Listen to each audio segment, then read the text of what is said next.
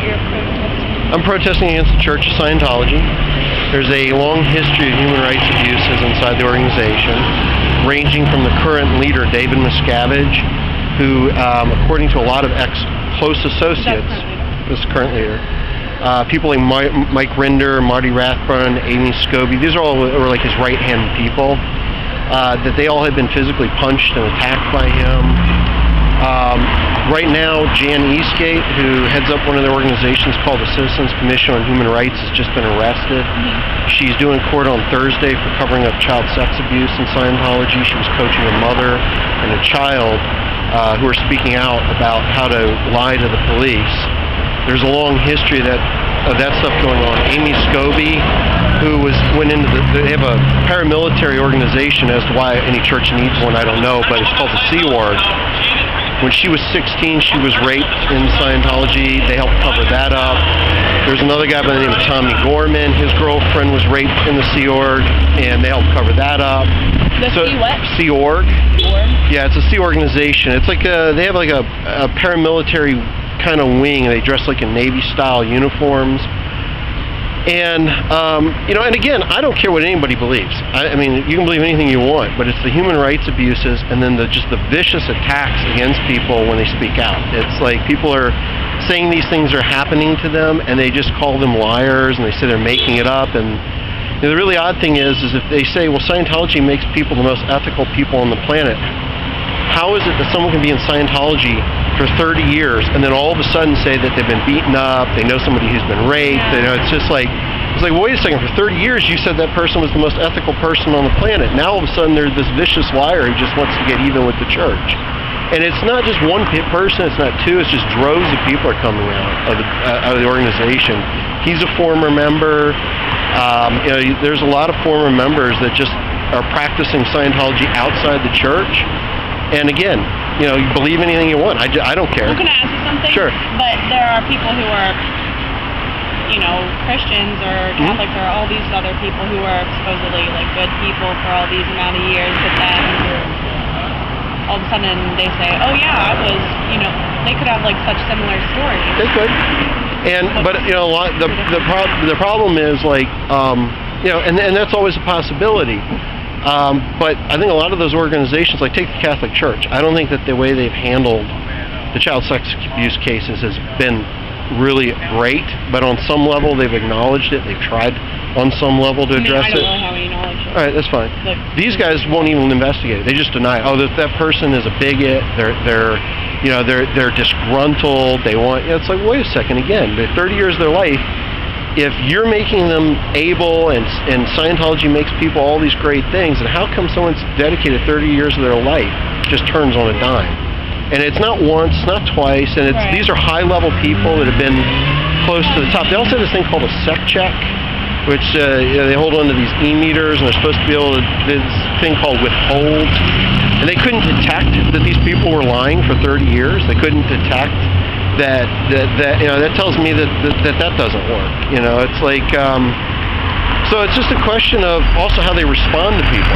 They don't say, well, we're sorry they feel that way. They come after people. They threaten people. They have this group that flies around the country. They have these things they're called themselves the squirrel busters. They got these hats and cameras, and they jump out of cars at people's homes and knock on their doors, and they're demanding to come in and look at Scientology stuff. It just looks crazy. It's absolutely bonkers. It's like somebody shows up at my house dressed like that, they're going to get the cops called on. It's an unnecessary behavior. They have a history of suing people that say negative things about them. Hey, people say bad things about me. They aren't always true. I don't go around suing them. They're entitled to their opinion. So what's that? Well, this is Lisa McPherson. She was in a Scientology compound. She was in a Scientology compound for 17 days. They took her out of a hospital. She'd been in a minor car wreck. She had $200,000 when she went into Scientology. When she came out, she was broke. She wanted to leave Scientology. She got in a minor car accident. I won't say minor because she had hit her head. She had stripped her clothes off, was wandering around the streets asking for help, and the ambulance and the police came and took her to a hospital. These guys took her out of the hospital put her in a hotel room over in Florida called Fort Harrison, and over 17 days, she wound up getting puncture wounds, bruises all over her body, gouges in her nose. She had cockroach bites all over her hands and feet. She weighed 95 pounds. The autopsy report says she was completely dehydrated. She started to go into cardiac arrest. They passed one hospital, they passed two hospitals, they went to a third hospital where a Scientology doctor was on staff, and she had died on the way. They didn't stop at the other two hospitals. They had to take her to a Scientology doctor, and as a result, she died. These folks ranged. This guy was found in the Fort Harrison. The skin was boiled off his body. I do not know, and I don't really know. They have these various rituals, like this thing called the purification rundown. And I admit, I don't exactly know, nor does anybody know how he died. But when you start sticking somebody in a sauna for hours on a time, it attacks their heart and other physical parts of them.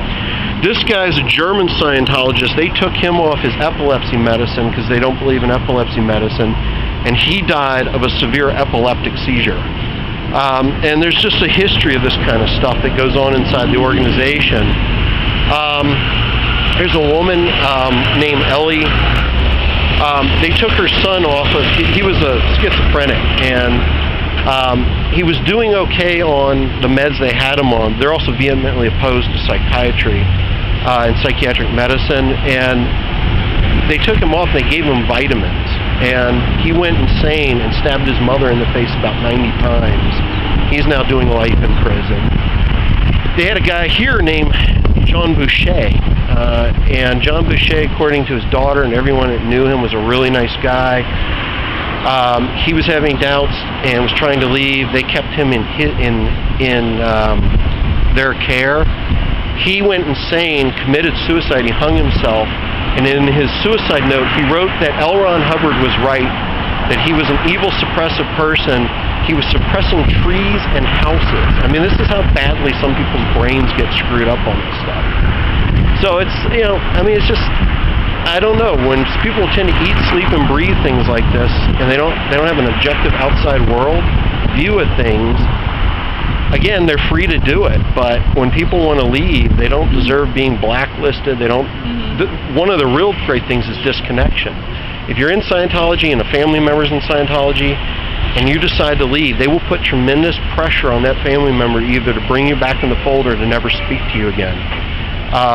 And they have these things called SP declares. If you leave Scientology and you don't go through their so-called routing process, you get this yellow document called a suppressive persons declare, and it says no Scientologist can ever speak to you again, that you are an evil, suppressive person.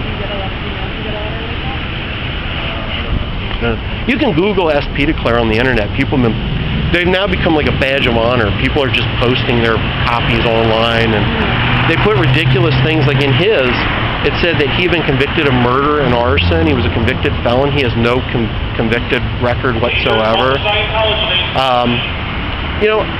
Again, you're free to believe whatever you want. It's just the bullying. I mean, I don't understand why an organization needs to give a yellow document to someone saying all these bad things and officially telling other people, like, what business do they have telling anybody they can't speak to him or to anyone else?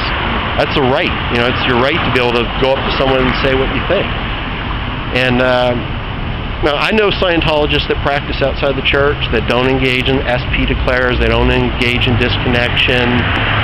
I have debates with them. We disagree on things. We sit down and we have coffee together. I mean, that to me is the way it should be done. I just think it's everything within reason. Yeah. I mean, people are free to do whatever they want, just not hurt each other. And when people come out of organizations routinely, I won't say routinely because it doesn't happen every single day. It happens far too often. When they come out looking like this under these conditions, I get questions, and they don't seem to do a very good job. For instance, they told everybody in this building when this happened, oh, it was no big deal. She died of a pulmonary embolism. That's not a pulmonary embolism. That's a human being that has been through hell. That's not just a blood clot in the brain. So it's unfortunate, but there's lots of stuff on the internet. Some of it's biased, some of it's in the middle of the road, some of it, just take your time and do your own research. It's a pleasure meeting you both. Thank you.